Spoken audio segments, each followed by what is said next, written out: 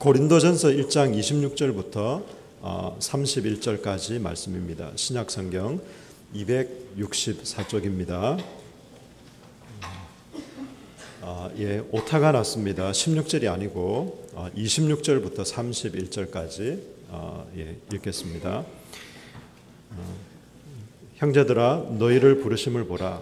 육체를 따라 지혜로운 자가 많지 아니하며 능한 자가 많지 아니하며 문벌 좋은 자가 많지 아니하도다. 그러나 하나님께서 세상의 미련한 것들을 택하사 지혜 있는 자들을 부끄럽게 하려 하시고 세상의 약한 것들을 택하사 강한 것들을 부끄럽게 하려 하시며 하나님께서 세상의 천한 것들과 멸시받는 것들과 없는 것들을 택하사 있는 것들을 패하려 하시나니 이는 아무 육체도 하나님 앞에서 자랑하지 못하게 하려 하십니다. 너희는 하나님께로부터 나서 그리스도 예수 안에 있고 예수는 하나님께로부터 나와서 우리에게 지혜와 의로움과 거룩함과 구원함이 되셨으니 기록된 바 자랑하는 자는 주 안에서 자랑하라 함과 같게 하려 함이라. 아멘. 오늘 아침에는 예수님을 자랑합시다, 이런 제목으로 말씀을 드리겠습니다. 한번 같이 따라하겠습니다. 예수님을 자랑합시다. 예수님을 자랑합시다. 한때 현대는 PR 시대라는 이런 말을 하면서 PR이라는 용어를 많이 썼던 때가 있었습니다. 지금도 그렇습니다만은 PR은 원래 기업이 일반 대중들과 관계를 맺어서 기업의 이미지나 그리고 제품을 홍보하는 것을 말할 때 쓰는 용어입니다. 영어로서는 Public Relation이라고 그 단어를 쓰는데 그 단어의 첫 번 글자로 PR이라고 말을 하고 있습니다. PR은 섭외, 대외관계, 조직 간의 연락, 이런 의미가 있습니다. 그래서 기업에서는 자신의 회사 이미지를 PR을 위해서 엄청난 액수의 광고료를 지불하고 있습니다. 어떤 이미지로 인식이 되느냐 따라서 기업의 가치가 달라지게 된다는 것입니다. 똑같은 제품이라도 광고를 얼마만큼 잘했느냐 따라서 매출이 차이가 있다는 것입니다. 또 어떻게 PR을 하느냐 따라서 기업의 존폐가 달리기도 합니다. 그런데 PR의 기본 정신은 정직성이라고 할 수가 있습니다. 정직하지 못한 홍보나 광고는 오히려 기업의 가치를 떨어뜨릴 수가 있다는 것입니다. 개인도 마찬가지입니다. 자신이 가지고 있는 능력과 탁월함을 세상 사람들에게 알릴 필요는 있습니다만은 그러나 너무 필요 이상으로 자기 자랑을 하게 되면 결국은 스스로 함정에 빠져갈 수도 있고 자기를 무너뜨릴 수가 있다는 사실을 아셔야 됩니다. 이런 우화 이야기가 있어요. 개미 한 마리가 아주 장사합니다. 그래서 다른 개미들은 쌀 한 톨 가지고 막 들었다 내렸다 하는데 이 개미는 쌀 두 톨을 들고 막 양쪽으로 올렸다 내렸다. 그러니까 다른 개미들은 생각할 때 이야, 힘이 세다, 장사다, 계력이다. 그렇게 하니까 이 개미가 내가 이리 힘이 세는데 이게 좀 자랑을 해야 되겠는데 아이고, 시장에 가서 사람이 많은 곳에서 한번 자랑을 해야지. 그래가지고 사람이 많은 모이는 시장에 가가지고 쌀 두 톨을 들고 올렸다 내렸다가 때렸다가 넘어지겠다 하다 던졌다가 계력을 해가는데 한 사람도 자기를 본 사람이 없어요. 오히려 지나가다가 사람이 밟아서 죽었다는 이야기입니다. 밟혀 죽어버렸어요. 힘 자랑하다가. 여러분, 오늘도 우리는 땅 위에 살아가면서 사람들이 자기 스스로를 너무 가분하게 자랑할 때가 있습니다. 필요 이상의 자랑입니다. 이 자랑이 결국은 자기를 망치게 하고 비난의 대상이 되고 자기 자신이 시험을 당하는 꼴을 당할 수가 있다는 것입니다. 사람들은 다 각자 가진 것에 대해서 자랑하고 싶어요. 돈이 많은 사람은 돈으로 무엇이 할 수 있다고 생각을 하고 돈을 자랑하다가 사기를 당할 때가 있습니다. 지식이 많은 사람은 그 지식의 힘으로 못할 것이 없다고 하다가 식자우환이라고 너무 알무로 해서 오히려 더 화를 당할 수도 있습니다. 근세 있는 사람은 근세의 힘을 가신합니다. 그러나 하나님 앞에서 인간의 모든 자랑은 개미의 자랑뿐이다. 개미의 자랑에 불과하다는 사실을 우리가 아셔야 됩니다. 인간이 가졌다는 것은 아주 하나님 보시기에는 아무것도 아니다는 것입니다. 왜냐하면 하나님이 다 창조하셨고 하나님 우리에게 다 맡겨주셨기 때문에 그렇다. 우리의 가진 힘이라는 것은 겨우 쌀 2톨 드는 것밖에 없는 힘과 자랑이다. 그럼에도 불구하고 사람들은 모였다 하면 자기 자랑하기에 바쁘다 하는 것입니다. 여러분, 자랑은 어리석다는 사실을 아셔야 돼요. 많은 사람들은 자기 자랑하려고 힘쓰고 애를 쓰는데 그 자랑은 아무 소용이 없다는 사실을 알아야 됩니다. 오늘 우리가 읽은 성경을 보면 그런 말씀이 기록이 되어져 있습니다.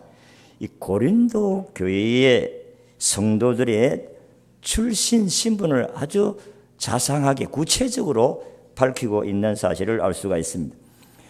왜 이 사람들이 신분을 아주 구체적으로 밝히고 있느냐? 육체를 자랑하지 못하게 하기 위해서 너희들 예수 믿는 고린도 교회 성도들 너희들 한번 봐라. 그러면서 고린도 교회의 성도들의 성분을 쭉 말씀을 하고 있습니다.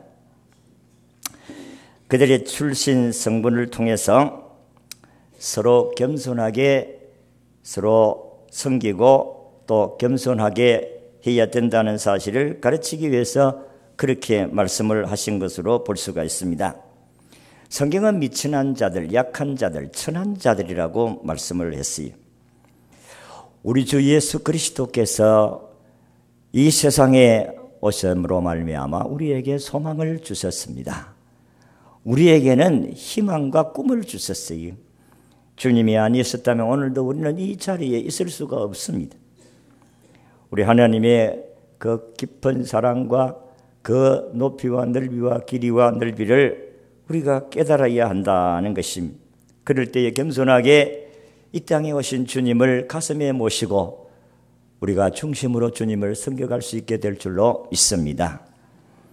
자, 오늘 하나님께서 사도 바울을 통해서 고린도 교회의 성도들의 성분, 신분과 그리고 그렇게 저들을 부르신 이유와 그리고 저들이 참으로 자랑해야 될 부분이 무엇인가를 오늘 우리가 읽은 말씀에서 기록이 되어져 있습니다.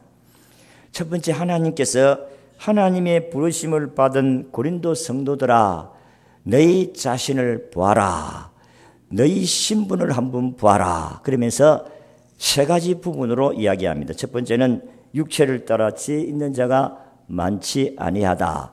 너희들 예수 믿는 고린도 교회 성도들 너희 자신을 보아라. 이 말은 세상적인 관점에서 고린도 교회 성도들 가운데 헬라의 철학자들 같이 지식이 풍부한 사람이 많지 않다. 이 말은 한마디로 말해서 학벌이 없다. 너희들이 정말로 지식이 풍부한 사람이 얼마나 되느냐. 그렇게 말씀을 하고 있습니다. 이런 부분들은 참 배우지 못한 사람들에게 가장 기분 나쁘고 얼마나 우리에게 열등감을 갖게 하고 또 두드리 현상을 일으키는 말씀인지 모릅니다. 그렇잖아요. 기독교 역사를 보면 지혜와 웅변에 뛰어난 사람이 교회를 세우고 복음을 전하는데 채용되지를 않았습니다. 사도 바울을 제외한 예수님의 제자들을 우리가 보면 예수님의 제자들은 전부 갈릴리 어부 출신이었어요. 그럼에도 불구하고 우리 주님께서 이들을 세계 만민에게 복음을 전하는 제자로 삼으셨다는 사실입니다. 그들은 구원에 이르게 하는 복음을 세상에 전파해야 될 사명을 그들에게 주셨습니다. 그들은 학문과 지혜를 뽐낼 만한 아무것도 없었어요. 그래서 사도행전을 보면 여러분이 잘 알다시피 베드로가 막 복음을 전하니까 저게 학문도 없는 게 저거 배운 것도 없는 게 어떻게 저렇게 무엇을 어디서 배웠는지 저렇게 말을 잘 하느냐 그렇게 이야기를 했습니다. 학문과 지혜를 뽐내는 자들의 입장에서 보면 분명히 육체를 따라 지혜 있는 자가 많은 곳이 고린도 교회 성도들이다. 배운 사람들이 많지를 않았다. 그런 말씀입니다. 왜냐하면 그 당시에 노예들이 수많은 노예들이 있었기 때문에 교회동에 들어온 사람들은 노예들이 많았어요. 그런데 고린도 교회 성도들은 얼마나 서로 잘난 척 자랑했는지 모릅니다. 성경에 보면 고린도전서 12장에 보면 저들의 은사를 여러 가지로 이야기했는데 지혜의 은사, 지식의 은사, 믿음의 은사, 병 고치는 은사, 능력 행하는 은사, 예언의 은사, 영분별의 은사, 방언과 통역의 은사, 얼마나 은사들을 많이 주었는지 그 은사들은 네 은사가 좋다, 내 은사가 더 높다, 네 은사가 얼마나 서로 자랑하고 그렇게 했는지 모릅니다. 그러니까 서로 분열이 일어나게 되었지요. 그리고 두 번째는 능한 자가 많지 않다. 이 말은 정치적으로 권력 있는 자가 많지 않다. 그 정치인들이 없다, 권력자들이 없다. 국회의원이나 울산시장이나 업장이나 군수나 이런 사람들이 우리 교회 교인들이 있는 것은 아닙니다.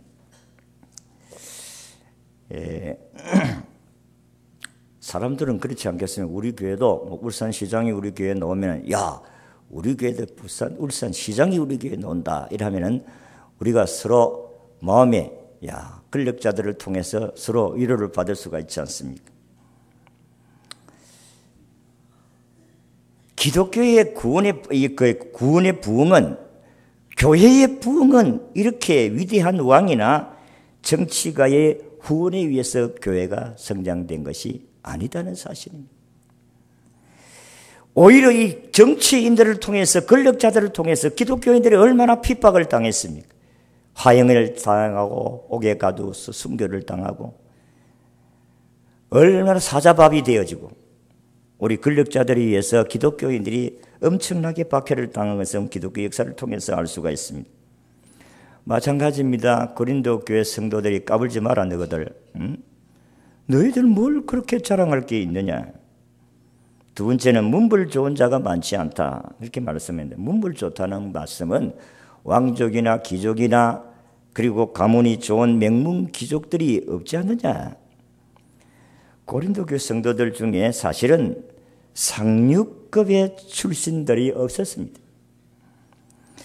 이 같은 말씀은 그때의 그리스도인 중에서 대다수가 육체적으로 우수한 조건 때문에 구원을 받은 사람이 없다는 것입니다. 여러분, 구원이라는 것은 내가 좋은 학벌을 가지고, 내가 많은 소유를 가지고, 내가 다른 사람보다 좀 잘났고, 내가 근세가 있고, 그렇게 해서 구원받는 것이 아니고, 구원은 하나님의 은혜와 축복으로 되어진 줄로 믿습니다.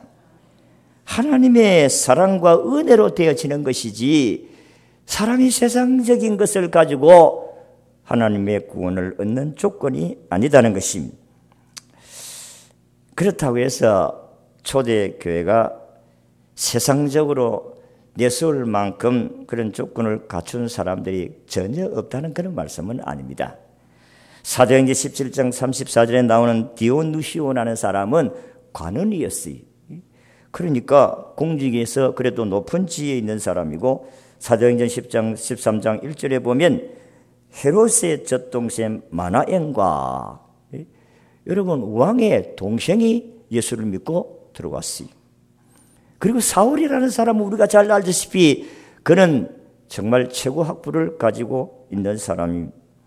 전혀 없다는 말씀이 아닙니다. 데살로니가와 베레아 지방에서 적지 아니하는 귀족들이 하나님께로 돌아왔다고 했습니다.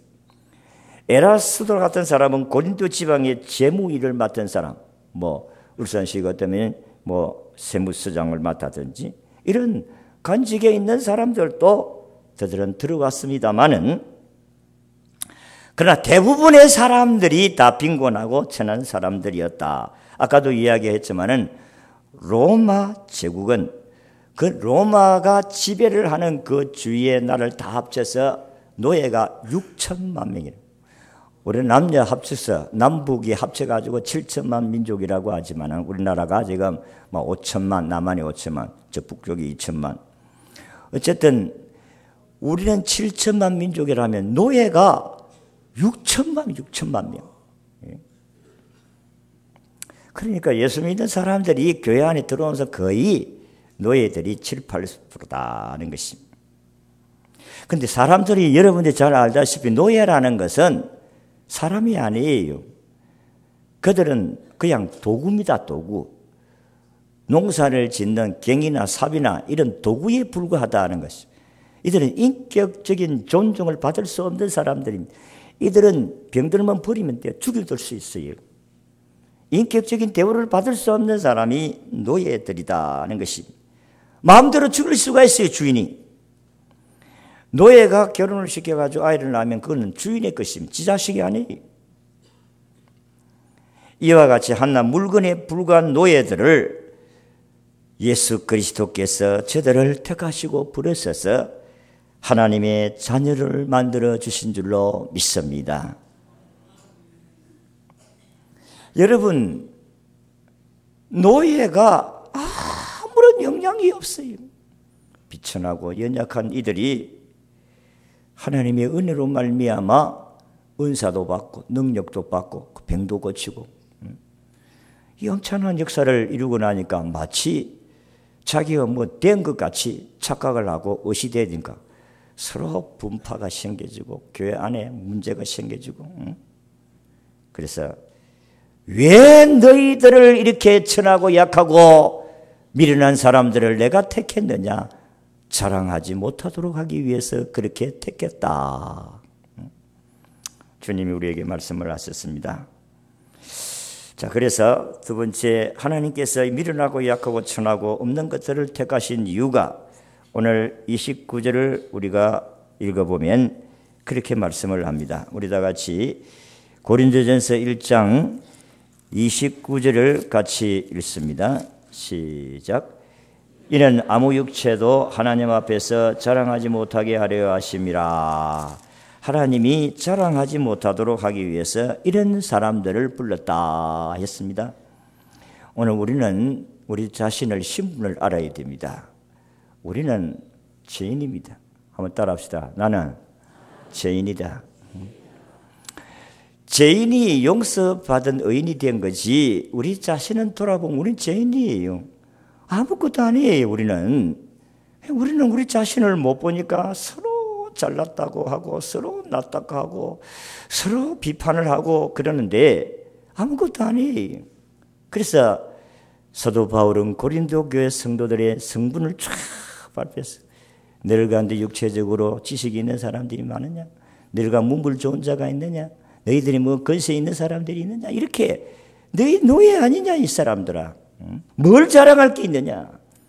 주님이 그렇게 말씀을 합니다. 우리도 주님이 우리를 보시고 너 뭘 자랑할 게 있느냐? 죄인이야 너희들은. 그런데 내가 너희들을 위해서 살을 찢기고 피 흘려 십자가에 죽으심으로 죄를 대속해 주시고 용서해 주시고 하나님의 자녀가 되도록 해 주셨느니라.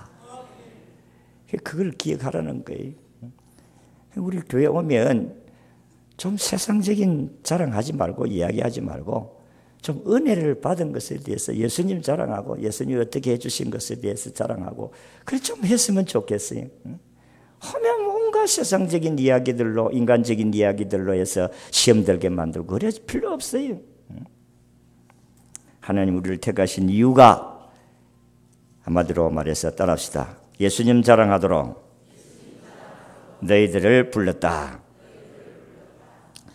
우리 기독교 2000년 역사의 기독교 교회사를 보면 사실은 처음에 부를 때에 타약한 사람들을 불렀어요. 처음부터 대통령을 부른 게 아니고 하나님께서 저들이 그 어릴 때부터 어머니를 통해서 복음을 듣고 그래서 나중에 그 사람이 자라서 대통령이 되었지 처음부터 대통령을 불러가지고 예수 믿게 해서 대통령을 하고 만든 것이 아니다는 것입니다. 우리 성경에 보면 미국의 D.L. 무디라는 사람은 사실 그는 구두수성공이지 않습니까? 그 사람은 뭐 초등학교 2학년 중퇴라고 하는데 그분을 보면은 하나님이 왜 이런 사람을 불렀느냐? 사람이 육체를 자랑하지 못하도록 하기 위해서 주님이 부르셨다는 사실을 우리가 잘 알 수가 있습니다. 그분을 주님이 부르셔가지고 너무 은혜를 받아가 너무 좋아가지고 교회 와서 아이들을 가르치고 싶은 마음이 생겨졌어요. 그래서 부장 선생님한테 내가 아이들을 좀 가르칠 수 있도록 해주세요. 나에게도 좀 사람을 붙여주세요. 너는 안 돼. 너는 배운 것도 없고 너는 구두수순공이 뭘 한다고 말이야. 사람이 업신여겼어. 그래도 자꾸 졸르니까 부장이 아이들은 주지는 않는다. 그러나 네가 바깥에 나가 전도를 해가지고 아이들 가르친지 해봐라. 그래가지고 D.L. 무디가 나가서 전도를 하니까 아이들은 줄줄줄 따라가지고 수십 명이 주일학교 아이들. 그러니까 세상에서 배우고 학벌 좋고 세상에서 똑똑하고 잘난 척하는 사람들에게 부끄러움을 당하게 돼요. 약한 자릇을 들어서 지혜 있는 사람들을 부끄럽게 하셨느니라. 얼마나 부끄러웠어요. 부장이 너는 안 된다. 네가 하려고 하면 전도를 해가지고 와서 아이들을 가르치라. 그렇게 했더니 주의 성령이 그를 도구로 써주셔가지고 수많은 사람들이 어린이들이 와가지고 복음을 듣고 그를 통해서 감망을 받은 사람이 얼마나 목회자가 많이 선교사가 많이 나오고 그리고 사회 인사들이 얼마나 많이 나왔습니까? 그의 일생 가운데서 그가 전도한 사람이 평생 전도한 사람이 100만 명이랍니다. 그를 통해서 구원받은 사람들이 복음을 듣고 구원받은 사람들이 수없이 100만 명을 전도를 하더라고요. 여러분 100만 명이 울산 시민입니다. 여러분 놀라지도 않네요. 울산 시민이라니까요. 우리나라 울산 시민이 110만이라는데 일생 동안 100만 명을 D.L. 무디가 전도했다. 그렇게 말씀합니다. 하나님께서 배운 것도 없고 가진 것도 없는 무디를 통해서 하나님이 많은 영혼을 하나님께로 인도하신 줄로 믿습니다. 오늘 말씀대로 정말로 하나님께서 너희를 부르심을 보라. 너희들 한 사람 한 사람 다 봐라.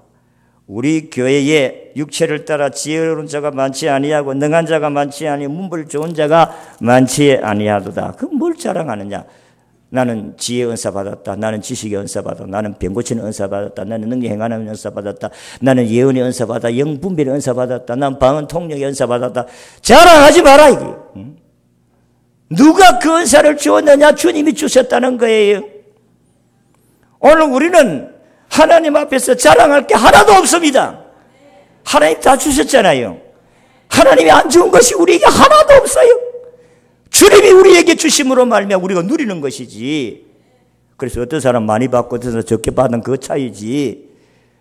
우리가 스스로 노력해서 얻은 것이 아니다는 거예요. 이미 주어진 것들을 우리가 하나님 주신 것을 가지고 누리고 있는 것입니다.